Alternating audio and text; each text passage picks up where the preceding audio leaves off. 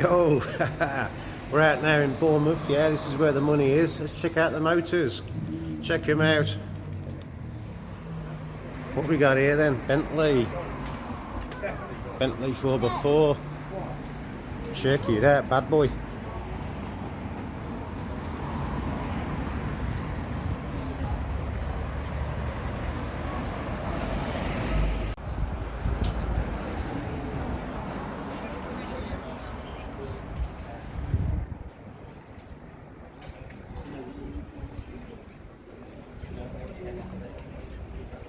McLaren. Yeah, well, as you can see, Bournemouth's a very kind of diverse place. As you'll see in a couple of minutes, we'll have a chat with Shaun, who's chose to live on the streets. And yeah, it's quite a little eye-opener, you know. Shouldn't judge everyone by its cover. He's down by Harry Ramsden's. Yeah, so we're in the centre of Bournemouth now. This is the main consume and buy area. 1 2 1 2. We're just out here declaring the good news, sharing a message of hope. Want to let you know that we got a free concert Saturday the 12th of June. Totally free concert at Marshall Court Hotel. For those who don't know where that is, that's round the corner from the pavilion. Saturday the 12th of June. We're just going to do some music. But we're out here sharing a message of hope. A good news. There's so much bad news going on around here. We hear about all that's going on with the Palestinians and with Israel. We hear about Congo and all that's going on there with the volcanoes. We hear about the famine that's going on. We hear about COVID-19. But I'm telling you that there's some good news. And that good news is that Jesus died for your sin. Jesus wants to make you whole. It's a message of hope. And let me do some music.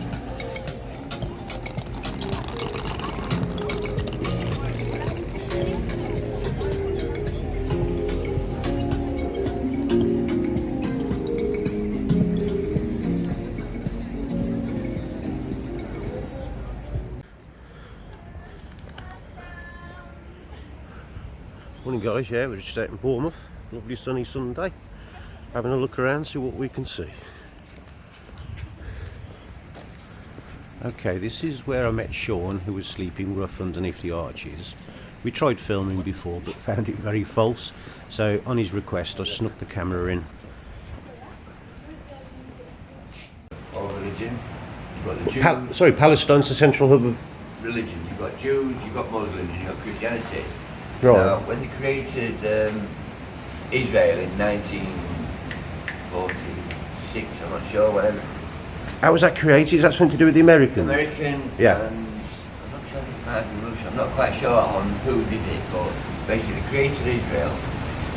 And the fact is, you've now got the Jewish community, the Muslim community, the Christian community. So Palestine itself, they're screaming at Israel saying, look, we want equal rights, so we want freedom of whatever it is. But yet then the white Christians that are living in Palestine are living like third-rate people. Yeah. So Right. how can Palestine then come into England, start protesting, saying rah rah rah, Israel, da da da. They're sounding like ISIS. They do in a way. And you got the Jews had a sort of like controlled protest down outside the embassy in London, didn't they? The Israeli embassy. So as far as who's right and who's wrong, that's actually neither here nor there anymore, I don't think, because they're all as bad as each other. They should all just shake hands and just say, come on. Well, that'd be a nice world, but we don't live in that world. It's just in the real world, innit? It ain't going to happen. But yeah, no, it's shocking. When I saw it, right, and there was a clip on, I think it was either TikTok or YouTube, that's last weekend, because there was protesting here not yesterday, but Saturday before. Was that the Palestinian protest? Yeah, they had Oh, the okay. Palestinian protest, and they had the same thing in London. And in London, what they was doing here, they was doing in London, they was going around in big 4x4s with like Palestinian flags and Yeah, jumping and shouting. that's right. and all the rest of it. Quite a noisy lot, aren't they? Like Yeah. a bit, not like Now the. in London, they actually ran a kid off push bike. No way. Like, literally Oh, I didn't ran see him that off with one. Push bike, and I was gobsmacked. And this is my point. So whether they're right or wrong, what they're doing and how they're going about it is wrong because they're screaming, oh, we want freedom from Israel. But like I say, the white Christians aren't getting the same treatment as what they're asking from Israel. Does that make sense? That does make sense, yeah. So yeah. Because, I mean, I've seen quite a few protests, you know, on streamed live on the old internet, and I found the difference between the Palestinian, the Muslim side of it, and the Jewish side. The Jewish side seems like quite like a peaceful protest, but it's very organised and staged. I mean, what they moan at, and this makes me laugh, right? So they're moaning because they're trying to fire rockets at Israel, but they can't get them there because Israel's got what's called the Iron Dome. Defence system, just takes them out in the sky. So they're firing rockets at Israel. Israel's like saying, no. But then Israel firing a rocket back. But they haven't got the Iron Dome, but then they're crying because their kids and women and their people are dying. Stop firing rockets at each other then. That's right, that is. It's not. If anything, because Israel's got the Iron Dome, don't mean they're a worse state than Palestine. The fact is, they've got a better defence system. That's if they what it wasn't is. firing rockets that way, they wouldn't be firing rockets that way. And like I said, they're asking for, I'm not even sure what they're really asking for. They're either asking for equal rights or the land back. They seem to have been targeting all the tunnel networks, haven't they? And the thing is, Palestine is run by Hamas. Yeah, who have the tunnel networks, don't they? Which they. Hamas is a terrorist organisation. Yeah. If you look back and you look at it, so when the Twin Towers happened, 9/11, and they blew the Twin Towers up, right? Yeah. Palestine was celebrating. Like literally, the whole Palestine was celebrating. They've always had, they don't like the Americans, full stop. And then they're now crying because their women and children are dying because they want whatever it is they want from Israel, but yet they won't give that same right to white Christians that are in Palestine. It's like, you can't make it up. There's no solution, is there? No. The only solution is that everyone lives next to each other happily and gets on about their own business. But they ain't going to do that. They ain't going to do it. They want that plot of land, they want that plot of land, and they want that plot of land, and it's like, it's never going to end.